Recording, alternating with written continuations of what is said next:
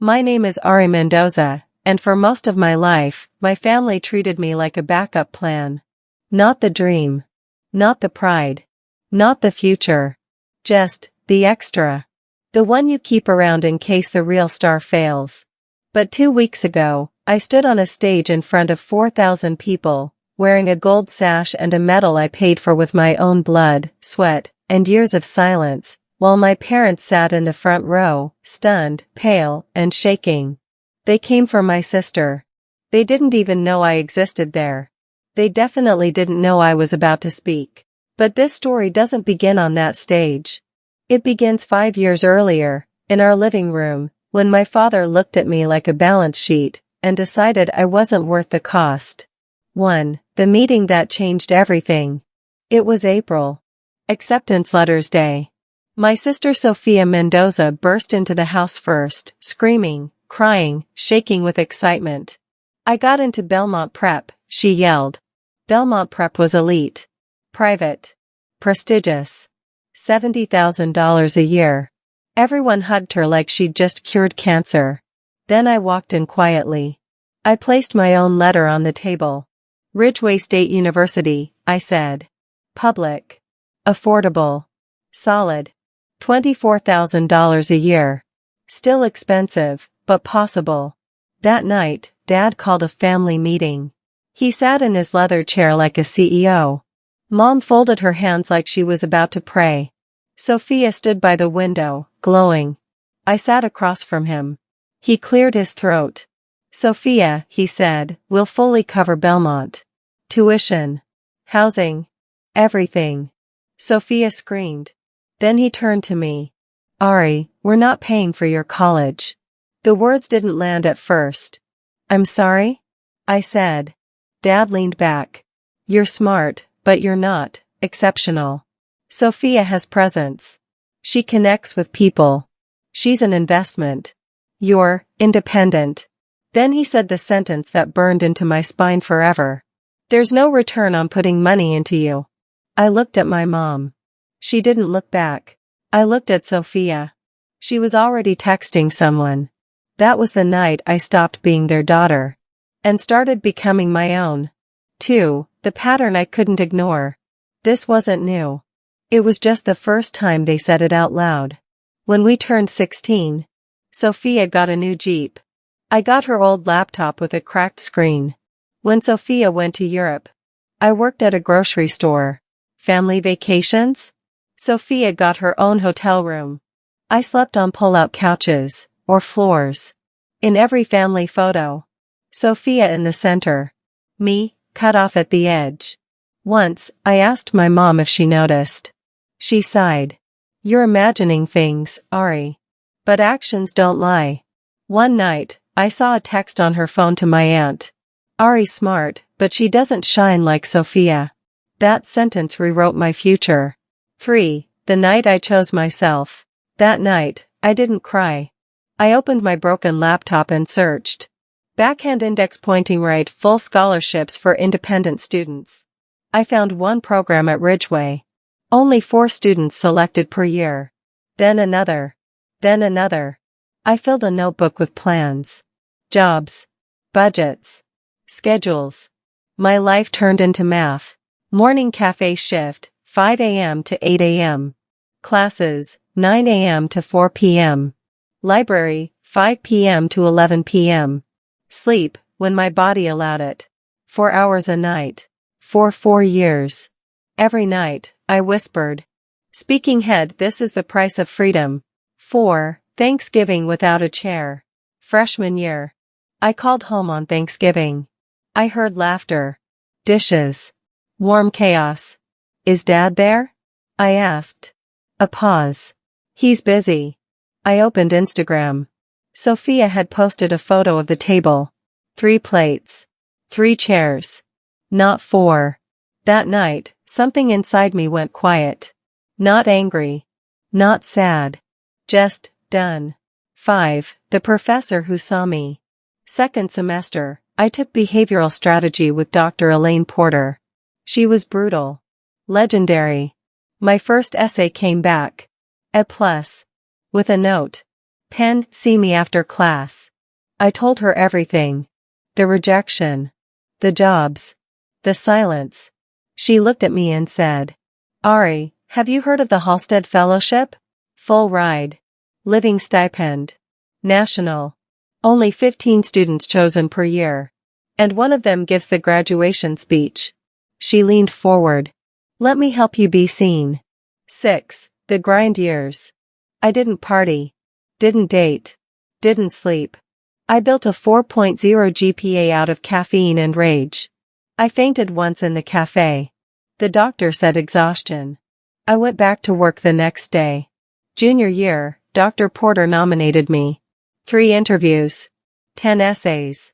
1 shot. I didn't tell my family. They didn't ask. 7. The email that changed everything. Subject line.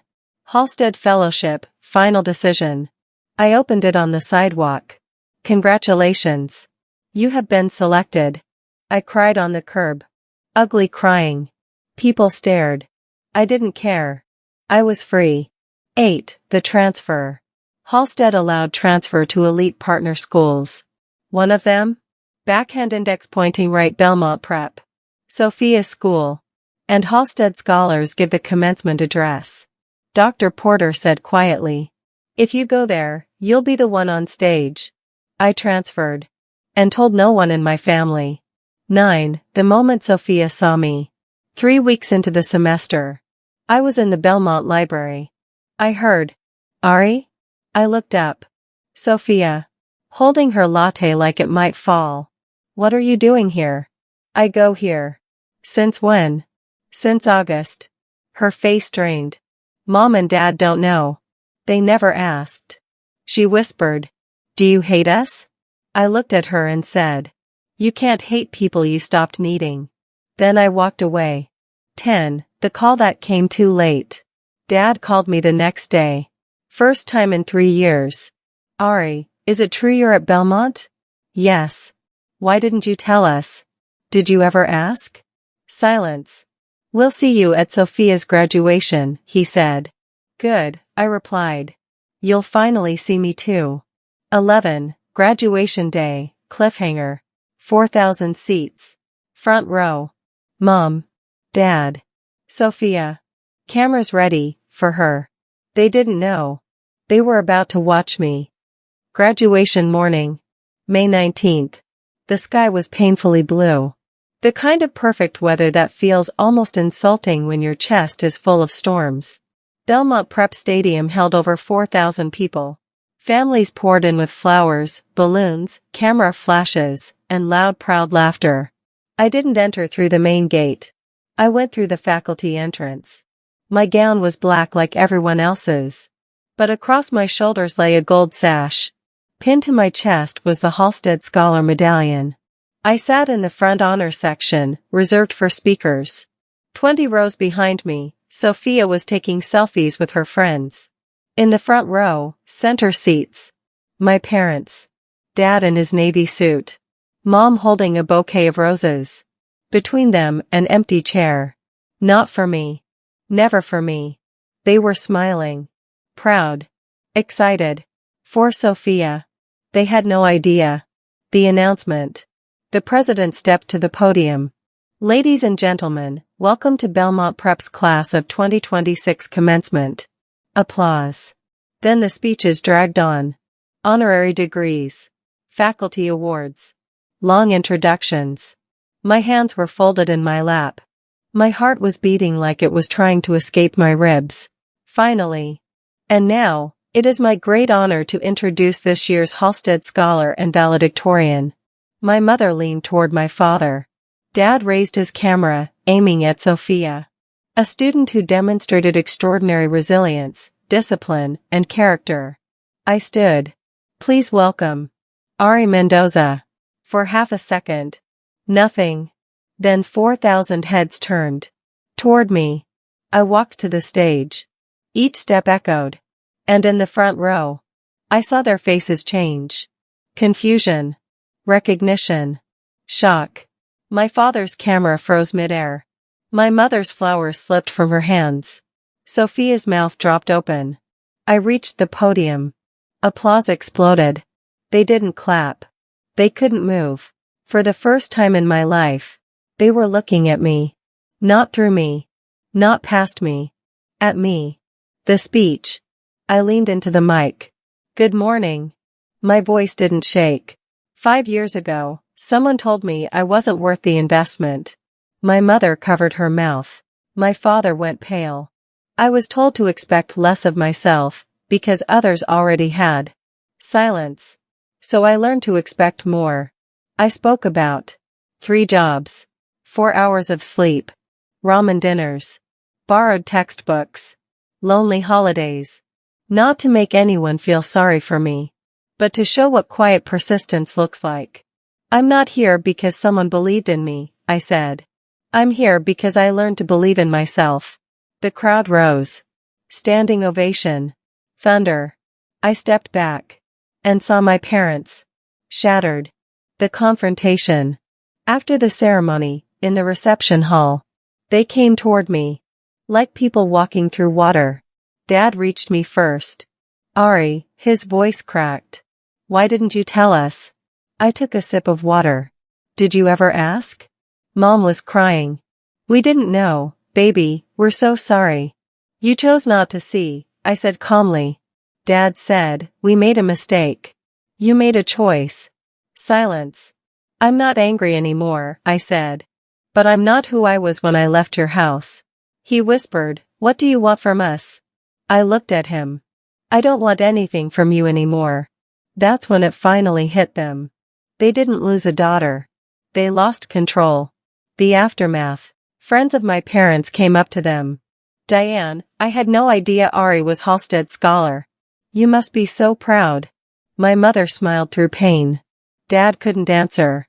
They watched people praise the daughter they had ignored. And they couldn't take credit. Because they didn't build me. I did. Sophia's call. 3 days later, Sophia called me. Mom hasn't stopped crying. Dad barely talks. I'm sorry to hear that. Are you? She asked. I paused. I'm not responsible for their feelings anymore. Then she said quietly. I should have asked how you were surviving. That hit different. Can we start over? I said, maybe. My new life. 2 months later. I stood in my new apartment in New York City. Tiny. 1 window. Brick wall view. But mine. First job. First paycheck. First life that belonged to me. The letter. One night, a handwritten letter arrived. From my mother. I see you now, she wrote. I didn't before, and that's my greatest regret. I folded it. Put it in my desk. And didn't reply. Not yet. Because for once, I didn't owe anyone closure. The final realization. I used to think love was something you earn. That if I worked hard enough, they'd finally choose me. But now I know. You can't earn what should have been given freely. You have to choose yourself. 6 months after graduation. My phone rang at 10:47 p.m. Dad's name. I stared at the screen. Let it ring. Almost. Then I answered. Hello. His voice sounded older. Thank you for picking up, Ari. Silence. Then, I was wrong. About everything. I didn't interrupt. I told myself you weren't special, but the truth is, I was afraid you were. Afraid you'd outgrow us. Afraid I wouldn't understand you. His voice cracked. I failed you as a father. I closed my eyes. I hear you, I said quietly. I don't need excuses. I needed honesty. I don't expect forgiveness, he whispered. I just want the chance to do better. I took a breath. If you want to try, we can talk. But not as pretend family. As real people, he cried. I'll take anything you give me. Sophia and I met for coffee a month later. It was awkward. We sat across from each other like strangers who shared a face. She finally said, all those years, I was focused on what I was getting. I never asked what you weren't. I nodded. That's the difference between us. She swallowed. How? Do you not hate me? Because you didn't create the system. You just benefited from it. She cried. I didn't. But I held her hand. For the first time, we were sisters. 1 year later, they came to New York. To my apartment. Not their house. Not their rules. My life. Dad looked around my tiny studio. You built this yourself. Yes, I said. You didn't help. That landed. They stayed 2 days. It was awkward, but honest. And honesty is where healing starts. That Christmas, I wrote a check. $10,000. To a scholarship fund for students with no family support. I didn't put my name on it. Rebecca cried when I told her. Someone changed my life, I said. Now I change someone else's. I used to think love was something you earn. That if I was good enough, they'd finally see me. But now I know. You don't earn love. You notice your own worth. And once you do, no one can take it from you. If you're watching this and you've ever been overlooked, underestimated, ignored, or told you weren't enough, hear this. Backhand index pointing right, they were wrong. Your worth does not come from your parents. Your worth does not come from money. Your worth does not come from being chosen. Your worth exists, even when nobody sees it. I spent 18 years waiting for my parents to notice me. I spent 4 years proving I didn't need them to. And now, I live a life I chose. Not out of revenge. Out of freedom.